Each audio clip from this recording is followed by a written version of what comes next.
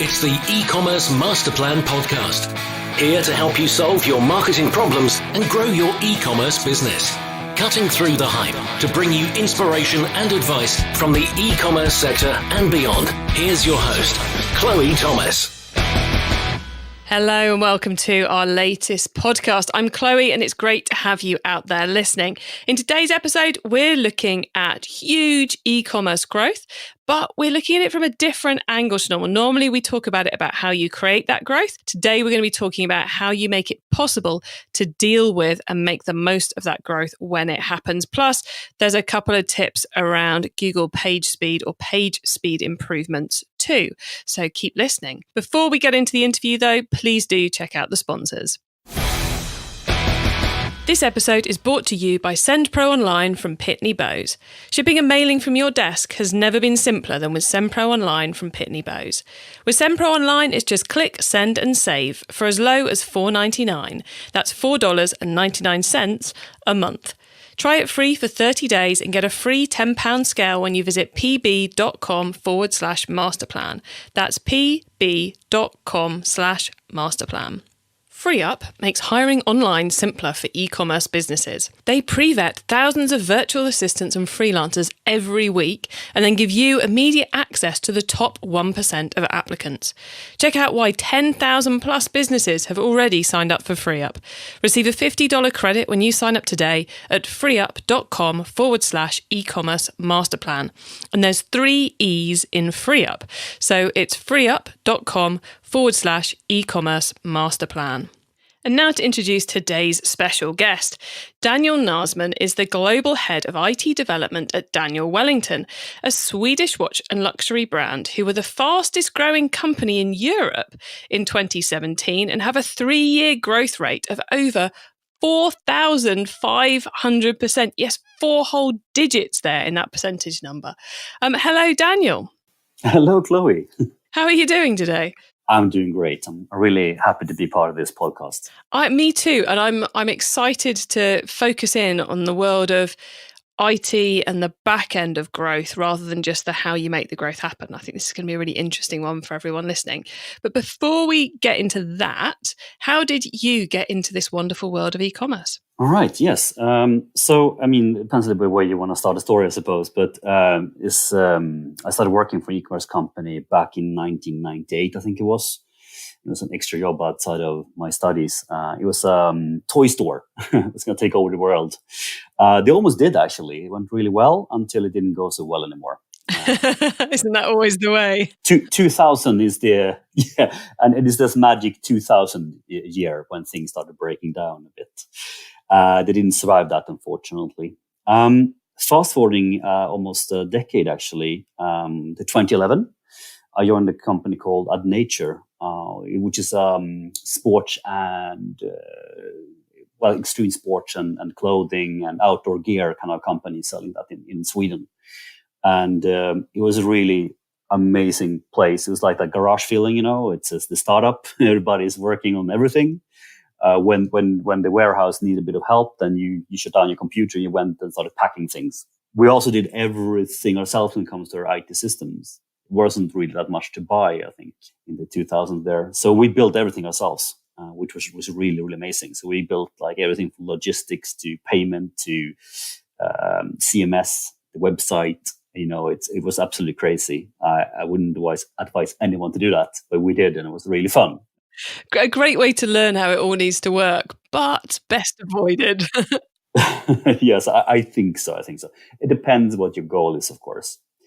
And actually, funny enough, when I joined Daniel Wellington in 2017, it's a bit of a similar story in that a lot of the systems we use and what we build is in-house, which is kind of what attracted me to the company to begin with. But looking at the scale of Nature versus Daniel Wellington, it's a very different kind of company and challenge.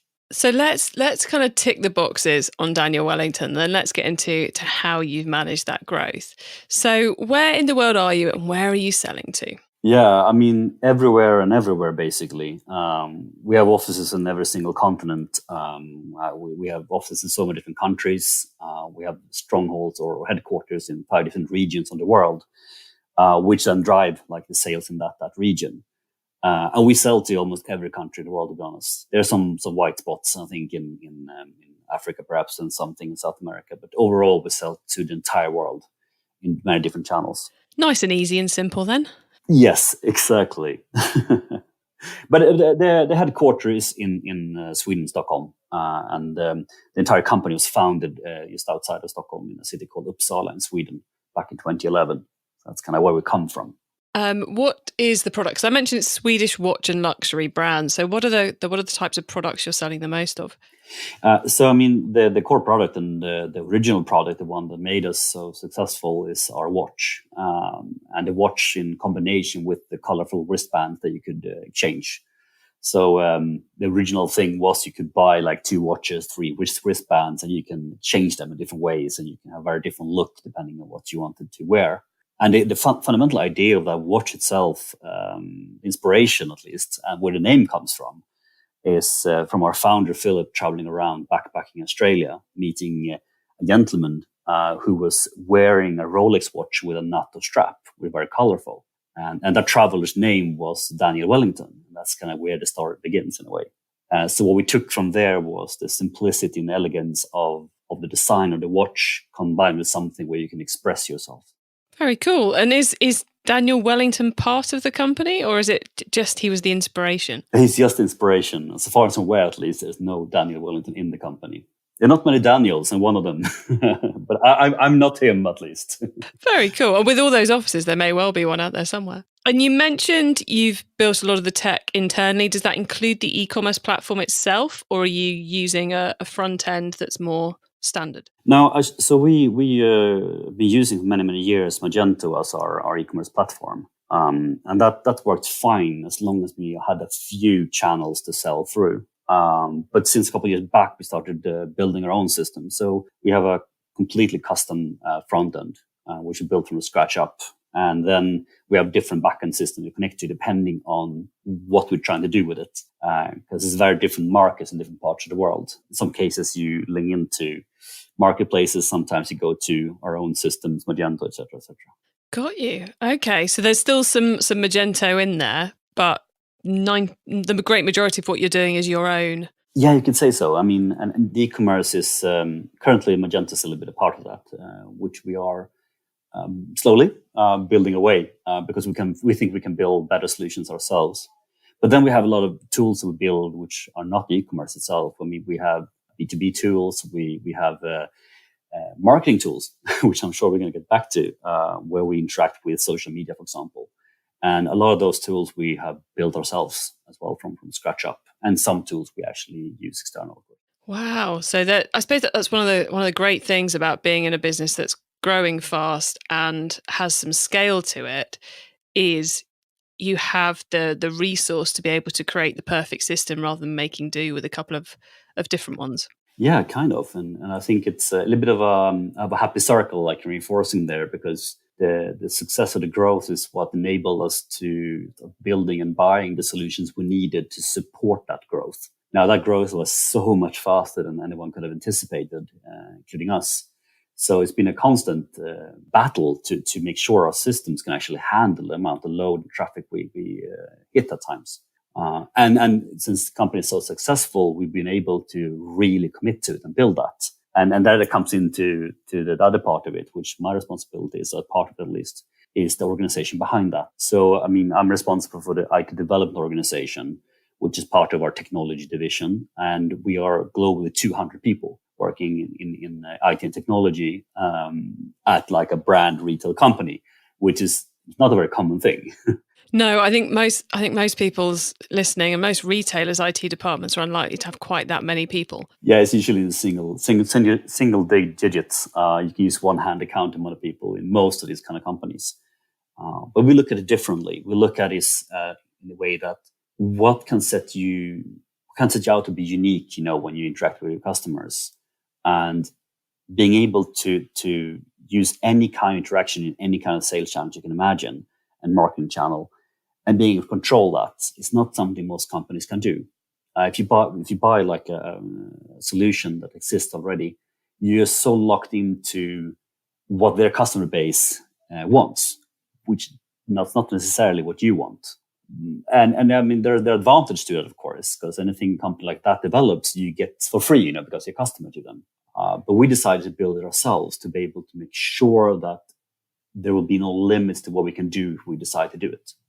And that's kind of fundamental principle of the way we design systems. So it's all about the customer. Yeah, absolutely. I mean, our primary goal that we can repeat at least, if not every day, at least weekly, is customer centricity. I mean, everything we do should connect back to the customer. Now, we shouldn't go too deep into the IT development part of it. I know that's not your primary customer group, but we invest a lot in building our development teams in a way so they directly face-to-face interact with our marketing and brand and executives and coordinators and e-commerce content generators, anything like that. So there's like a one-to-one relation between those development teams and the people using the tools to build or representing the customer. So that's why we have so many people. That's why we invested so much in it. To make sure the integration with the rest of the business is there. Yeah, you could say that. I mean, I think one clue of this and one reason I think if you're a company right now where you're growing really quickly and you're thinking maybe I should build or buy an IT division to take care of some of these things, to make sure we can scale and keep customizing. Look at the complexity first, because in our case, we do this because we are trying to sell in 100 countries ourselves by controlling every single channel. I mean, 30 different markets, we have our own retail distribution online that we control 100% basically. And to do that, we built everything in the cloud, in AWS, and we connect everything up there so we can keep it safe, like customer data. It's a very important part. And we can really build something that can scale over time in so many different countries. But if you only have one market, probably don't build an IT department of 200 people. I don't think it will give you what you think it will. Yes, probably. I guess that's the thing, isn't it? There's problems and there's solutions, and there's no point in building the solution if you don't actually have the problem. So for Daniel Wellington, obviously there's been that huge growth spurt, 4,500% over the last 3 years. Did the building the systems to scale come before or after the growth spurt happened? The chicken or egg question. Well, in the early cases, definitely after. I mean, it's one of those things, I think when you start growing an e-commerce company and it's an amazing thing where you suddenly hit your capacity, right? You're selling as much as you can. I mean, the limit is you can't deliver more. You can't interact with more customers. You can't ship out more units, etc. And that's what we hit. And we hit that quite early. And we identified that because when we started out, we outsourced everything and we had one single channel, which was the e-commerce. And we identified very early on that we could never keep growing at the current rate if we kept outsourcing it. So that's what we decided pretty early on, like 2013, 2014 perhaps, that we want to take it in-house because that was a limiter. And that's what the first case was like. We could not deliver as many watches as people were requesting. So that's why we designed the systems to be able to handle that. So it was very much a case of we've got this problem, let's find out where the weak point is. Yes. And the weak point is the fact we've outsourced this part of the puzzle, so we have to bring it in-house. Because that's a huge decision to make. It's crazy. I mean, the investment that Philip Rowan has made into building the systems in his company itself. I mean, we are over 2,000 employees now for a company founded just 8 years ago in a small city in Sweden. That's an insane investment. It's a very brave investment. It's an investment for the future, but it's a crazy complex thing to do as well. Because I know a lot of people will be thinking, oh my God, to build your own e-commerce system, that's nuts. That's crazy. That must be so difficult. But actually, I'm thinking, yes, that is quite difficult. But the humans side of it, expanding the number of people in the business across that many territories, that is a huge risk factor as well. Absolutely. I mean, we just by decentralizing where you run your company and to focus on the regions, becoming local to a certain region like APAC or EMEA or something, or Europe, it's a huge risk, and it's very complex to do that. I mean, I'm talking about complexity in systems mostly, but the complexity in organization and communication, just culture. I mean, we are a highly highly cultural companies, and it's very important for us the kind of brand image we portray is something we live even internally in the company. And how you maintain that when you have 20 different offices and very different channels out there. It's a really an amazing thing to do. I don't think you could grow like that if you didn't have a strong brand and culture. But then there's also the challenge of maintaining it as each new person comes on board, which is a whole other world of complexity. Absolutely. And I mean, there's nothing can replace hard work in that and leadership. You need to set your leadership culture. You need to find the right people to drive this, because you can't be everywhere as like a CEO or a CMO or anything. You have to find the right people to drive things and trust them. But you have to put them and give them the tools to work with this in a way that people appreciate. And the way we say we do things should be the actual way we practically do them, which sounds obvious, but it's quite often not true in most companies going through a high level of growth. And I think that sets us apart a little bit in that we managed to maintain this. And one way we did that was, first of all, realizing that we needed a lot of systems to be able to help the people organization grow. First of all, like marketing tools to help marketers actually be able to scale with the task and not like collide on the same type of influencer they want to work with, etc. But also like HR systems and recruitment systems where you have to invest in basically solve the problem before it hits you. And I think that's something we did really, really well. Well, I mean, I guess you must have done. Otherwise, I don't think you'd still be around with that level of growth if the people part hadn't been managed. But let's double down into the IT side of things, because obviously there was that decision was made that let's do it in-house, let's start building the team and make it happen. Once that's up and running, maybe a couple of years in, the pace at which things change in the e-commerce space. I mean, you've got the pressure from the marketing team wanting to test this and that. You've got the pressure from the UX team wanting to test X, Y, and Z. You've got someone in another country going, there's this marketplace we've got to integrate to. And then you've got the whole payment methods changing, or GDPR comes in, or these legal things that happen as well. How do you keep on top of that day-to-day change that has to happen? Well, I mean, the secret really is in making sure everybody cares about the customer, right? If everybody understands why you're doing something, they will be so much more appreciative and understanding when things come in that might disrupt their everyday work. Someone wants to put facial recognition in a store to be able to track our customers. Well, that might not be the best advice thing to do in most of our markets. And can we use that information? And when you connect people from legal, through finance, retail, you go through BI. I mean, is this data even can we handle this data in our systems, etc.? That's when you can make the right choice before you commit too much to something. And is that we focus in the development part of this, we focus on the teams being as connected to the business and customer as possible, which means you don't have to go through 3 layers of people, like your boss and your boss to be able to talk to legal. You can directly go there and talk to them, and you can have your problem and you can discuss it, etc. And vice versa. If someone from another stronghold or an office want to talk about something, it's very easily accessible through chat or email or anything really. And I suppose the focus on the customers and that fluid structure within the business means that the prioritization of tasks, what are we going to work on first, becomes a bit of a no-brainer. It becomes very easy for everyone to agree, because you're probably going to get down to 1 or 2 things which are probably going to make the biggest difference even for the customer. Does it help speed things up because there's that clear values, that clear culture? Yes, I mean, in theory, it should solve everything. In practice, it doesn't, of course, but it helps a lot. It really does. I think that we can also identify many areas where there are challenges still. You can also see a very strong correlation to that they are far away from the customer. Or if you take an interview of people in those domains, you can figure out that they actually don't really understand what the customer is, or perhaps where the company is going. So we feel like I have enough proof that this is where we should invest and improve things. And we think this is going to solve most of those kind of challenges. But in reality, there are always setbacks.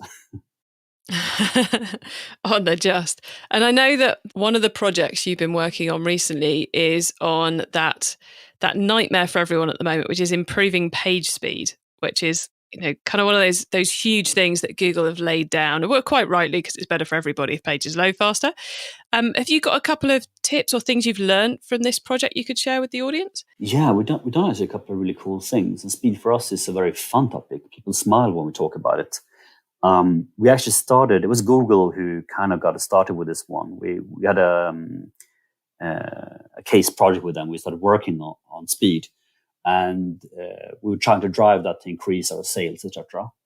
And it was really an amazing job. And Google is an amazing company. We used, of course, all the tools, and that was a cool project. But we realized is that the way they wanted to improve our speed was not necessarily the same way we wanted to improve our speed. Why? So we tried to change that conversation, and we're trying to find ways of saying, why should we increase speed and how much is it worth? And since we have like this UX department and we have speed specialists and the other application teams, they start collaborating on this. And what we decided to do, and I think this is something we could recommend other companies do, is look at the alternative cost. So what I mean with that is how much you spend on marketing, how much of that of your budget is in marketing. And if you look then at your drop-off rate at like first page load or second page or something like that, you can look at how much can you lessen that drop-off by investing in speed. And in our case, for example, we look back at our marketing expenses with quite considerable. And we saw if we could get down from 20-second load speed on 3G to 5 seconds, and we actually measured this, we would get about 8% more value from our marketing investment. Oh, that's huge. That is huge. Yes, it is huge.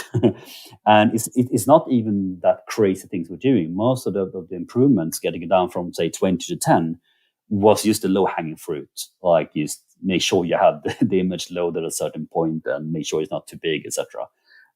Don't load all the heavy JavaScript in the beginning, etc., etc. And then we got it down to, we have like now page load speed on 3G. First, good screen, we might mean that when you actually feel like you're on the page, is 2.5 seconds on 3G. That's we're pretty happy with that. We're pretty proud of that, to be honest. Yeah, definitely.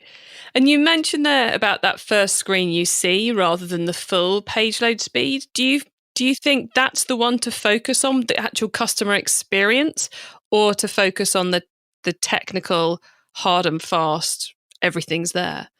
So we look at two different metrics which we think are important to customers. And except for like first good screen, we look at the visual complete, where everything on the page where you actually load it is completely loaded and nothing will change. And our visual complete load time is about 3.5 seconds on 3G. The other one we have is time to interaction. When can you start interacting with the page in the way you want? That's a really tough one. People interact with the page in different ways. But that's kind of what we look at things. And we were looking for about 3.5 to 4 seconds on that as well. So that's kind of what we're chasing. And which one does Google care about?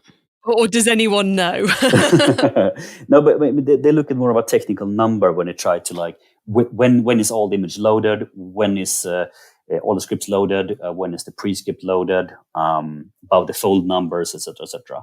Which is a good number. There's nothing wrong with that. But if you understand your customer well enough, and we invest a lot in trying to understand them, we kind of know for the majority of the customers when they will feel that the page is ready. And so we're trying to figure that number instead. And it's not as technically connected as other questions. As I said, it also depends on which market you're in. So in a way, you could say we're looking for like the first meaningful view for the customer where they feel that this is where I can do something, kind of thing. E-commerce Master Plan is supported by some of the greatest companies in the e-commerce sector. Here's a reminder of who they are. Shipping and mailing from your desk has never been simpler. With Sempro Online from Pitney Bowes, it's just click, send and save for as low as $4.99 a month. Send envelopes, flats and packages right from your desk. And for being an e-commerce master plan listener, you'll receive a free 30-day trial to get started and a free £10 scale to ensure that you never overpay. Save time and money on mailing and shipping with Sempro Online. Starting at $4.99 per month, you can also qualify for special USPS rates for letters and priority mail shipping, calculate exact postage online, and do it all by printing from your PC. Go to pb.com/masterplan to access this special offer for a free 30-day trial plus a free £10 scale to get you started. That's pb.com/masterplan. Experience shipping made simple with a free trial of Send Pro Online from Pitney Bowes. Tired of posting jobs online and running into unqualified applicants? FreeUp is your solution. FreeUp interviews thousands of e-commerce freelancers each week and only allows the top 1% into their network. From Amazon to Shopify to Facebook ads to graphic design, they've got someone perfect for the role. Sign up today at freeup.com/e-commerce masterplan and get a $50 credit towards your first hire. That's freeup.com/e-commerce masterplan, and there's 3 E's in FreeUp. It's time for the top tips round. Now, I love this section because it gives me and our listeners some really quick ideas for taking our businesses to the next level.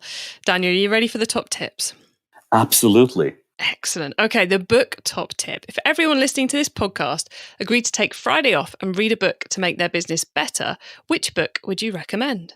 So my recommendation would be for those people who are considering building their own IT development or IT organization, support e-commerce, or trying to expand it, I would recommend those people to read The Phoenix Project. It's written by Gene Kim, Kevin Burr, and George Spafford, 3 really amazing people from the IT industry.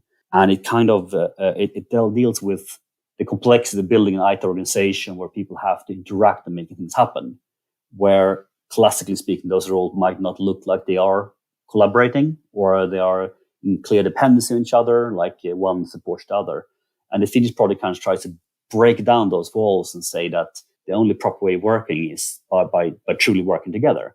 And I think it will give people who are non-technical a very good understanding into how an IT organization like that would work. And it's super easy to read. It's written like a novel, so it's a story. It's a story with a clear beginning and a clear end. So it's kind of nice to read as well.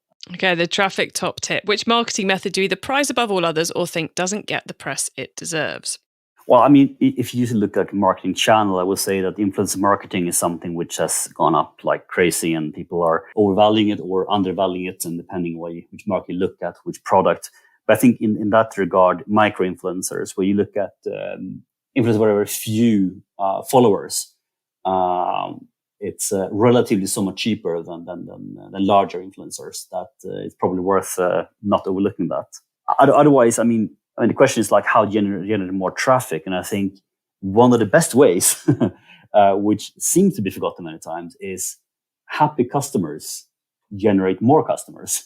And it just feels like people seem to forget that when people look at just pure conversion rates or how much traffic you load in. Like, how do you deal with those people during the shopping process and even after?